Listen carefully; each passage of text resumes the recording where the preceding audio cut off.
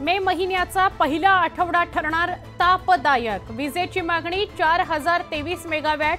उष्णतेची लाट कायम राहिल्याने नागरिक हैराण। विदर्भ मराठवाड्यासह बहुतांश भागात उष्णतेची लाट कायम। मे महिन्यात उष्णता वाढण्याची चिन्ह।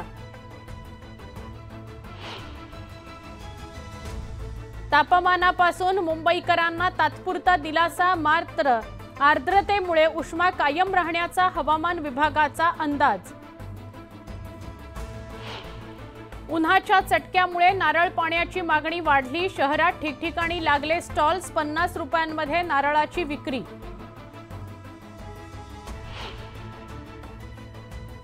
वाढत्या उन्हाचा आंबा पिकावर परिणाम। आंबा बागायतदार अडचणीत।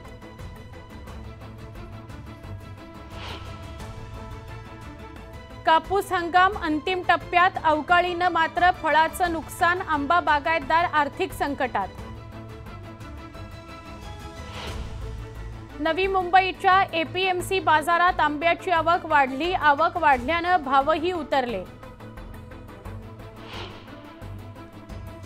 छत्तीसगडच्या नारायणपूरमध्ये झालेल्या चकमकीत 10 माओवादी ठार। जहाल माओवादी जोगन्नासह त्याची पत्नी आणि विनय उर्फ अशोकचाही खात्मा।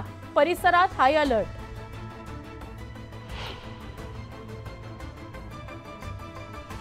नागपुरात 3 महिन्यांमध्ये 2 लाखांवर हेल्मेट न घालणाऱ्यांवर कारवाई। 5.25 कोटी रुपयांचा दंड वसूल।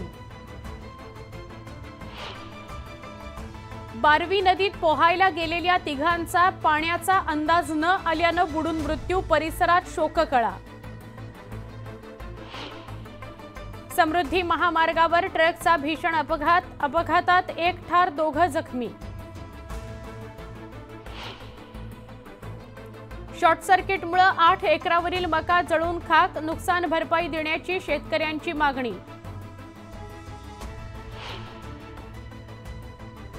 काल भैरवनाथ खंडोबाच्या उत्सवाला सुरुवात। मंदिराला आकर्षक सजावट। देवाच्या दर्शनाकरता भाविकांचा जनसागर।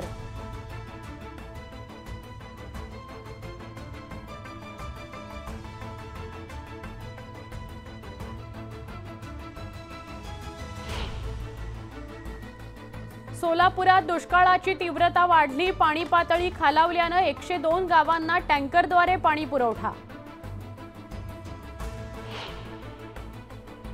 परभणीत खरीप हंगामातील 30 कोटींचा पीक विमा मंजूर। 1,02,786 विम्यांचा स्वीकारल्या पूर्वसूचना।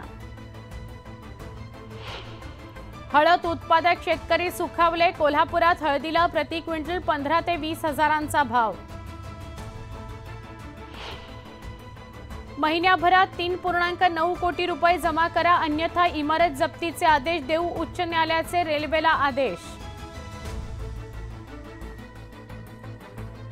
गिरणी कामगारांकरता ठोस पावलं उचला। घरांसाठी गिरणी कामगारांची मागणी।